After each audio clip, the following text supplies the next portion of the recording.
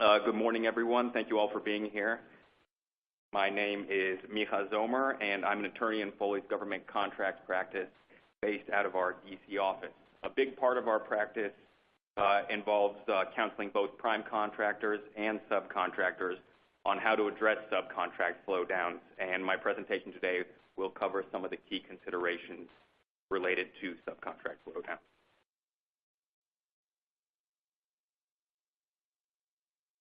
Just a quick rundown of the agenda. First, I'm going to cover some background information about the FAR. Then I will define what I'm talking about when I define subcontract flowdowns, so you have an understanding. I will then provide an overview from the perspectives of both the prime and the subcontractor. And here, let me note that when I refer to prime throughout the presentation, I'm referring to prime as the classic, in the classic sense of the term, those companies that have a contract directly with the federal government. But I'm also referring to higher tier contractors, which are those contractors that are subs to primes, but that also have subcontractors of their own, because many of the principles that apply to primes also apply to higher tier contractors. Next, we'll discuss some mandatory flowdowns versus non-mandatory flowdowns. I'll cover some issues specifically related to commercial item subcontracts. I'll talk about various approaches to drafting flowdowns. I will talk about how to address situations where there's multiple versions of the same flowdown clause, how to identify the clause that applies. And finally, we'll talk about modifying flowdowns so that they make sense in the context of a subcontract. So let's get started with some FAR basics. The Federal Acquisition Regulation, or FAR, is the set of provisions and clauses that govern the formation and administration of U.S. government prime contracts. The FAR was originally intended to be a comprehensive set of standards that would apply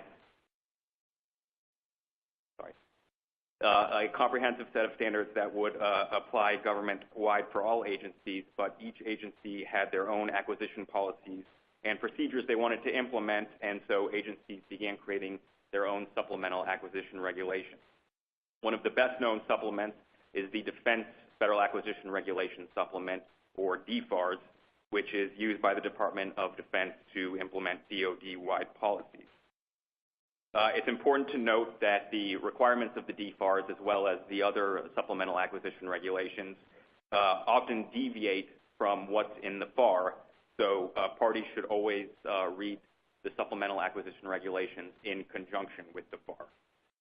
As far as where to find the FAR, there are websites I provided two here where you can access the FAR as well as the supplemental regulations, acquisition.gov and farsite.il.af. And here is a screenshot of acquisition.gov, and I've circled here the links, the tabs you can hit to find the FAR as well as the supplemental regulations.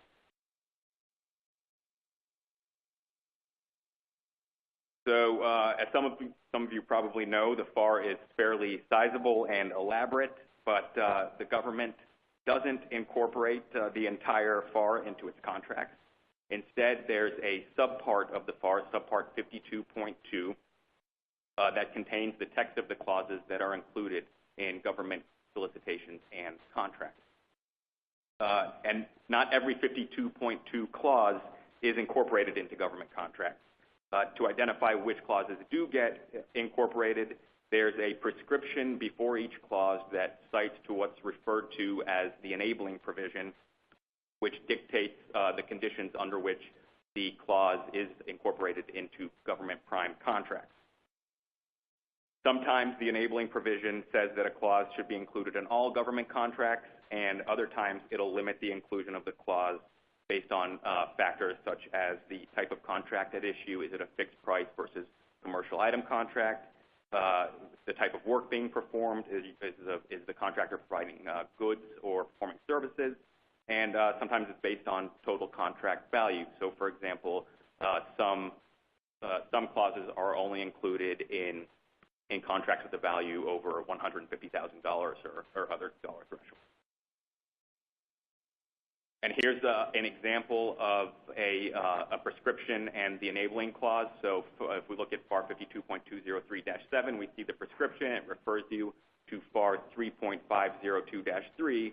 And then if we look to 3.502-3, we see that the contracting officer should insert this clause in solicitations and contracts exceeding the simplified acquisition threshold, but should not insert them in prime contracts for commercial items. The simplified acquisition threshold is currently $150,000, so this clause would be included in prime contracts above that amount. So what are subcontract flowdowns?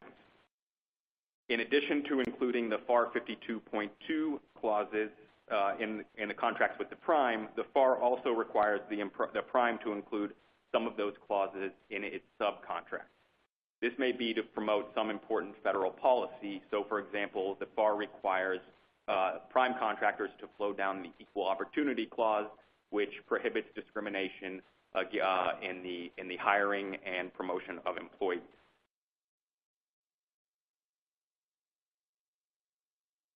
Also, there are some clauses that, while not required to be flowed down, the prime should flow down in order for it to meet its own contractual obligations to the government. Flowing down these clauses is a way for the prime to protect itself. So to sum up, subcontract flowdowns are those FAR 52.2 clauses that a contractor either must or should flow down. So why do flowdowns matter? From the prime's perspective, if it doesn't flow down the clauses it's required to flow down, then that could simply say that could be a breach of contract. Also, the failure to flow down those clauses intended to mitigate risk could expose the prime to serious financial consequences, and we will cover some of those consequences when we talk about non-mandatory flow down. A word of caution here. While primes do want to flow down the clauses that they're required to flow down and do want to mitigate risk, there is an inclination on the part of some primes to just flow down every clause that's in their prime contract. But what that'll do is lead to a protracted subcontract negotiation process and will obfuscate those clauses that the subcontractor actually does have to comply with, and that's not good for anyone. Also, not every clause that's in a prime contract even makes sense to include in the subcontract, and I provided two examples here. The EFT payment provisions clause that governs how the government pays the prime contractor, and that's not how a prime would pay its subcontractor. So that's something that's unique to the government-prime relationship. It doesn't make sense in a subcontract. Also, the disputes clause that's at FAR 52.233-1 establishes that under prime contracts, disputes between the government and the prime are governed by the Contract Disputes Act, and under the Contract Disputes Act, disputes between the government and the prime would be resolved through specialized courts. That's not how disputes between the prime and the sub would be handled.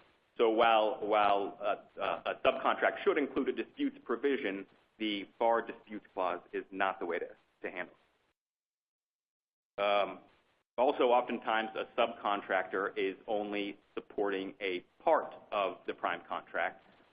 So, for example, if a prime contract involves both goods and services, but the subcontractor is only providing goods in support of that prime contract, it wouldn't make sense to include the clauses that apply specifically to services. So primes really want to tailor the flowdowns to the subcontractors to the extent that they can.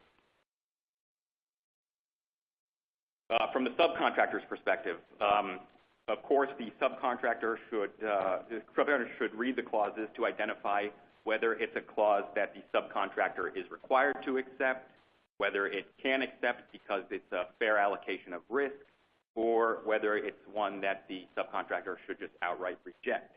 And from our experience, there are almost always, if not always, clauses that we have recommended our subcontractor clients to push back on. So that just drives home the importance of reviewing the clause. Having said that, some primes, given the numerous compliance obligations inherent in government contracting, are reluctant to negotiate when it comes to flowdowns. So convincing primes to remove or modify clauses can prove to be challenging, and at that point it becomes a matter of who has the greater bargaining power. Another consideration for the subcontractor is that many of the flowdown clauses included in the subcontract are required to be flowed down to lower tier subcontractors. So when subcontractors are issuing their lower tier subcontracts, they need to think about which clauses they're going to want to flow down. Now let's touch on some of the mandatory flowdown clauses. As that name suggests, mandatory flowdown clauses are those clauses that a prime is required to flow down per the terms of the clause.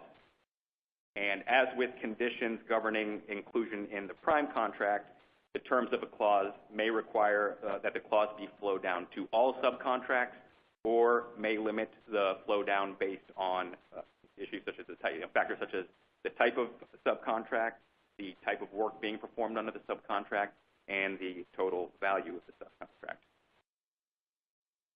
And here I've just included some examples of flow down language for some of the clauses. As you can see, the first clause, that's very broad. This clause should be flowed down to all subcontracts. The second clause that's an example of one that should only be flowed down to subcontracts for services. And the third clause is an example of a clause that should only be flowed down to subcontracts involving a specific type of goods, those containing ball or roller bearings, but should not be included in subcontracts for commercial items.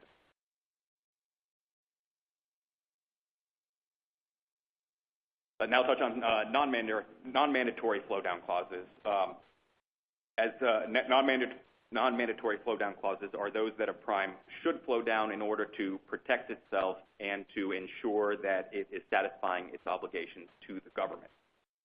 Examples of these clauses include the changes clause, the termination clauses, the stop work order clause, that's at 52.242-15, which allows the government to unilaterally stop work for a period of 90 days.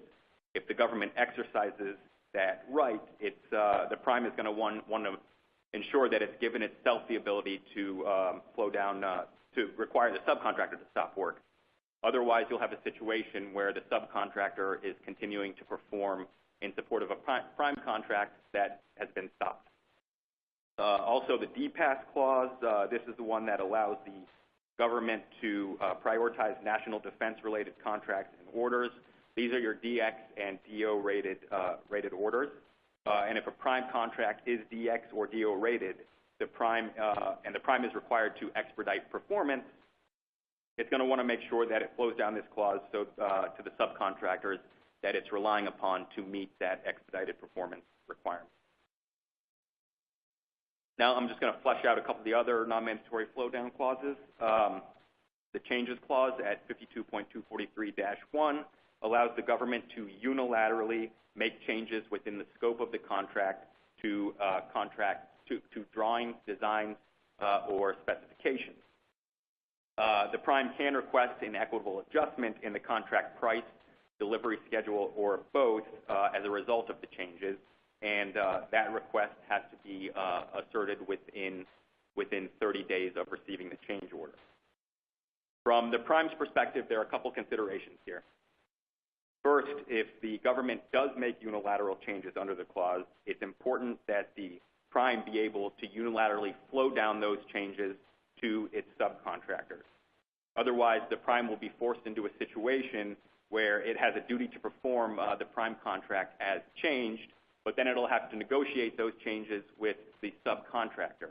If the subcontractor refuses to accept those changes, that'll lead to a disconnect between the requirements in the prime contract, which have been changed, and the requirements in the subcontract, which will remain as originally written. Second, the prime should require its subcontractors to assert their rights to an equitable adjustment in 15 days rather than 30 days, so that the prime can incorporate the subcontractor's request into its own request to the government. From the subcontractor's perspective, in the commercial context, one party wouldn't be able to just unilaterally change the terms of the contract. Such changes would need to be mutually agreed upon. So the subcontractor should modify the clause to limit the ability of the prime to issue changes, to unilaterally issue changes, to only when such changes are directed by the government. All other changes should be mutually agreed upon between the parties. Termination for convenience clause. This is at FAR 249-2, 52.249-2. This permits the government to unilaterally terminate for convenience the prime contract, but requires the government to compensate the prime for work performed prior to termination, as well as for reasonable termination settlement expenses. The prime is required to submit to the government a termination settlement proposal within 1 year of the termination. From the prime's perspective, it's important for the prime to flow down this clause to all of its subcontractors. If the government exercises its unilateral right to terminate for convenience the prime contract, and the prime has not flowed down this clause, then the prime will be in a situation where it can't terminate the contract and could potentially be on the hook for the entire value of the subcontract. Also, the prime should shorten the 1 year termination settlement proposal, the 1 year period, so that the prime can include any subcontractor proposals into its proposals to the government. From the subcontractor's perspective, subcontractors should modify this clause to limit the ability of the prime to terminate for convenience to only when the government terminates the prime. Also, for the same reasons, the prime should flow down this clause to its subcontractors. The subcontractor should make sure that it flows down the clause to its lower tier subcontractor. Now I'll touch on some issues specific to commercial item flowdown. The FAR seeks to encourage the purchase of commercial items. FAR 44.402 requires both contractors and subcontractors at all tiers to incorporate commercial items to the maximum extent practicable. And one way to incentivize commercial companies to supply commercial items in support of government contracts is to limit the number of clauses that a prime can flow down to its subcontracts. The two main clauses governing flowdowns to commercial item subcontracts are 52.212-5 and FAR 52.244-6. 212-5 provides a list of clauses that a commercial item prime contractor is required to include in its commercial item subcontracts, and 244-6 provides a list of clauses that a non-commercial item prime contractor is required to flow down to its subcontract. And the lists of clauses under both 244-6 and 212-5 are largely similar. There are 23 clauses listed at 212-5 and 20 listed at 244-6. So considering how many clauses there are in the FAR, that is a significant limitation. Both 212-5 and 244-6 do recognize that there are some clauses outside of the list that prime contractors will have to flow down, but they do limit it. Both clauses state that the flow down should be the minimal number necessary for the prime to satisfy its contractual obligations. The DFARS also limits the clauses a prime may flow down to commercial item subcontracts. The DFAR used to list the clauses the way the FAR does, but now they just refer primes and subs to look at the text of the clause itself. So when reviewing DFARS clauses, be sure to review the text clause of the clauses to see if they apply to commercial item subcontracts. And here are just some additional limits on clauses that can be flowed down to commercial item subcontracts. Some of the exemptions are identified directly in some of the clauses themselves, and I've given some examples here, 52.203-14 and 219-9. So the takeaway from this, given the limitations of flow down to commercial items, parties should establish upfront whether the goods or services being provided under the subcontract qualify as commercial items, and you can find the definition of commercial items at FAR 2.101. Establishing commercial item status up front is especially important for the subcontractor, because if you're a subcontractor providing commercial items, you want to make sure that you're only accepting the clauses that should actually apply to you.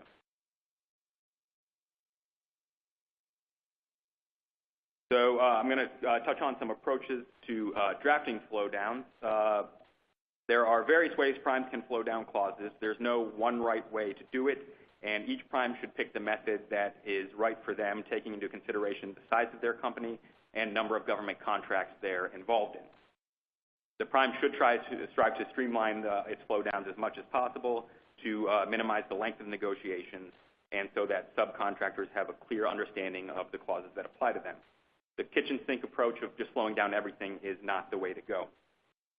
Generally, primes can flow down clauses by including them in full text, which is essentially just copying and pasting the text of the clause into the contract, or primes can incorporate clauses by reference. And for efficiency's sake, incorporating by reference is the preferred method. So the FAR contemplates that primes develop flowdowns on a contract-by-contract basis, meaning that for every prime contract the prime enters into, it would draft a set of flowdowns specific to that contract. That may work for some companies, but may not be feasible for others, particularly if you're entering a large number of government prime contracts. The more common method is for a prime to supplement its standard commercial terms and conditions with a document or a set of documents that lists the flow down clauses from all of its prime contracts, and then separates those clauses into various categories that clarify when the clauses apply. And here is an example of a way to categorize clauses. You can do it based on value, based on the type of work, based on contract, or a hybrid of any of these categories. And again, this isn't the only way to do this. Some primes, for example, may want to list clauses in numerical order, and some may want to, instead of listing clauses in one document, may want to have separate documents, for example, for cost reimbursement contracts, subcontracts versus fixed price. This is just a way we found that has worked for some of our clients.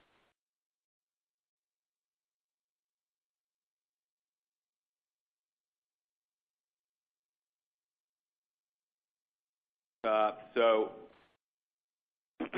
in addition to breaking down the clauses into categories, one helpful tactic we've employed for our clients is to include a parenthetical along with the clauses, explaining the conditions under which the clause applies.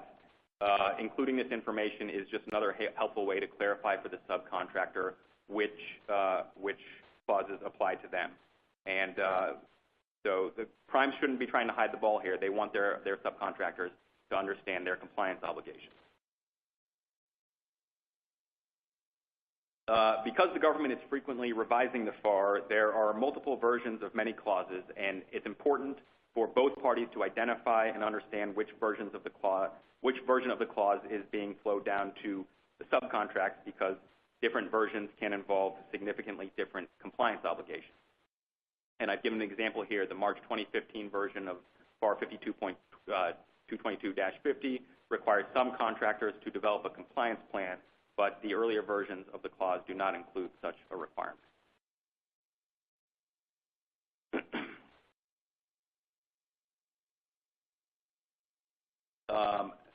From the prime's perspective, the best practice is to specifically identify the date of the applicable version for each prime contract, but this would essentially require a prime to create a set of flowdowns specific to each of its prime contracts, which, as I noted earlier, isn't always feasible.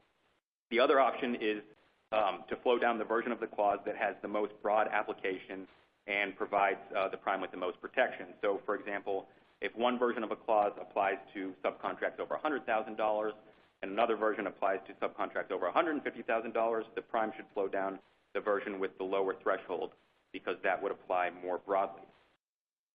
From a subcontractor's perspective, subcontractor should know which version is being flowed down and should not assume that it's the current version.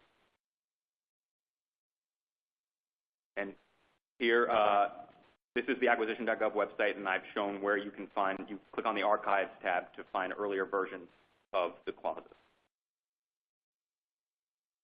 Okay, the FAR and DFARS clauses are drafted to reflect the relationship between the government and the prime, and so include terms geared toward that relationship.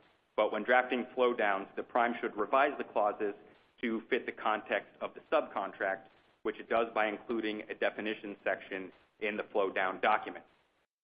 And here's just examples of modifications that should be made in the definition section. So the contract becomes the subcontract, contracting officer becomes the authorized representative, and so on and so forth.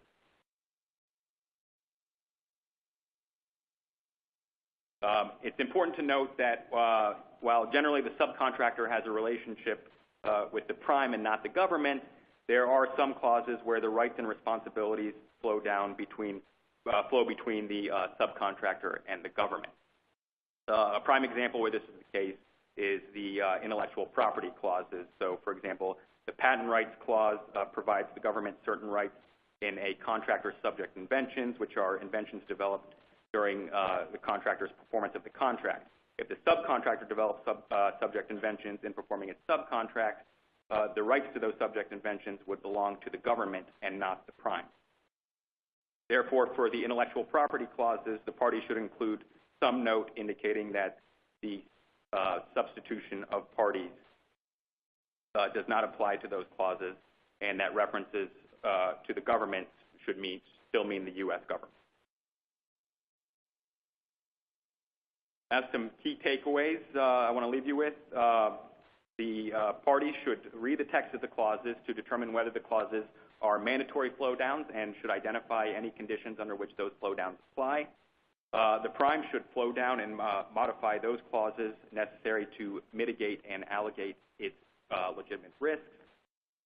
Parties should determine, especially the subcontractor, it's in their interest to determine early on whether supplies or services at issue are commercial items. And the prime should identify the approach to drafting flowdowns that is appropriate for their company. And the party should have a clear understanding of which version of the clause applies. And finally, the prime should include a definition section explaining, modifying the terms of the clause to fit the context of the subcontract. And with that, I will turn it back to Aaron.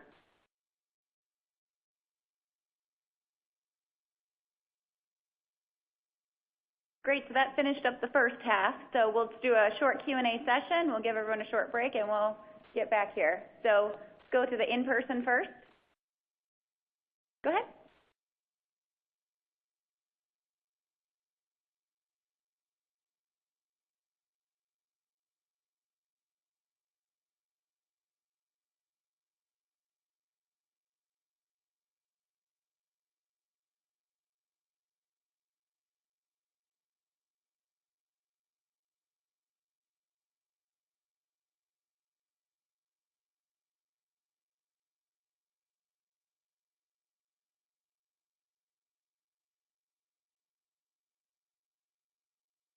And before you answer, I'm going to repeat the question. So it's a question about the All Small Mentor Protege program for those on the phone. And the question is, when you have a JV, does it have to be a separate legal entity, or can it just be the two entities working together? Okay, well, the answer is it has to be a JV. There's, under the FAR, there's teaming arrangements. There's joint ventures and teaming agreements. A joint venture is that it's a completely new entity, typically, that comes together, made up of the two entities, and it's a third, and it has a different name that it bids under. So that's the difference between a joint venture as opposed to just a prime sub teaming arrangement.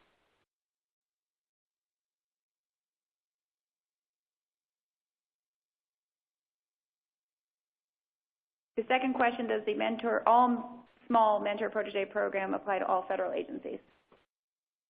Yes, it does. It applies to all types of all types of small businesses, and those small businesses can compete for contracts with all types of federal agencies.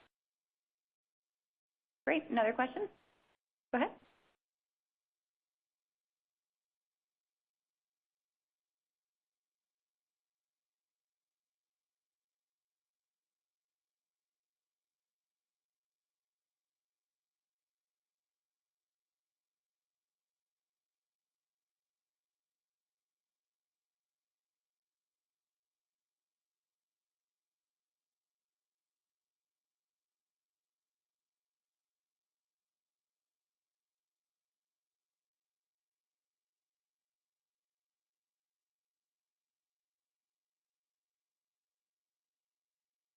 Well, so the question had to do with the mentor-protege JV as opposed to the other JV.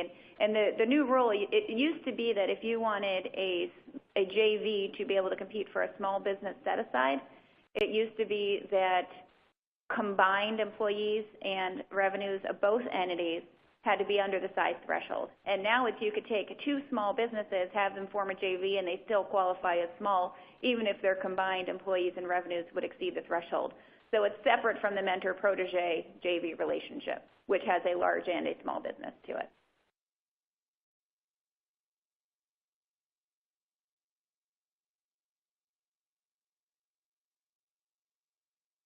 But so his question was, well, if it's large, they're not going to qualify as small. But it's under the mentor-protege program, there's a certain number of set-asides you can compete for under the mentor-protege program, even when you have a large business. So, okay, other questions? Go ahead.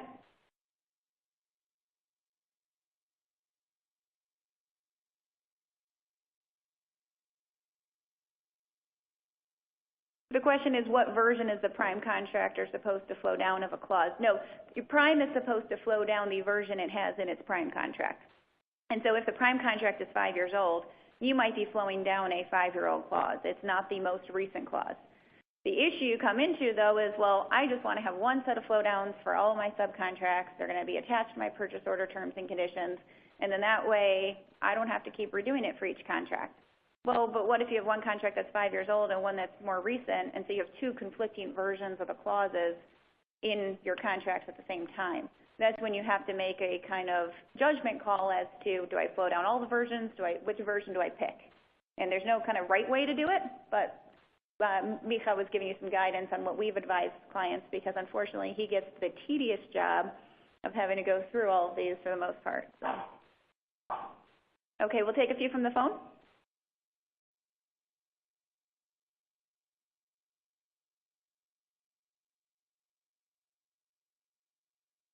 Question is, what can I expect from my prime if I try to fight back on some of my flowdowns? Prime. We've had some primes that just won't budge, and some primes that are willing to work with the subcontractors.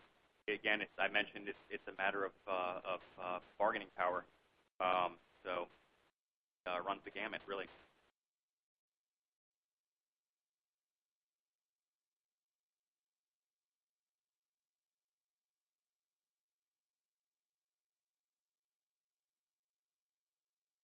Okay, the whole purpose of the small business set-aside is that only small businesses can compete. So the question is, if you're a large business and say you're a large business, can you compete for a small business set-aside? Anna, the answer is? You could try, but you wouldn't get it. Actually, I wouldn't even try, and here's why. Submitting a proposal in response to a small business set-aside is an affirmative willful representation that you are a small business concern. So no matter what other disclaimers you put on there, you're telling them you're a small business by submitting a proposal. So I don't recommend doing that.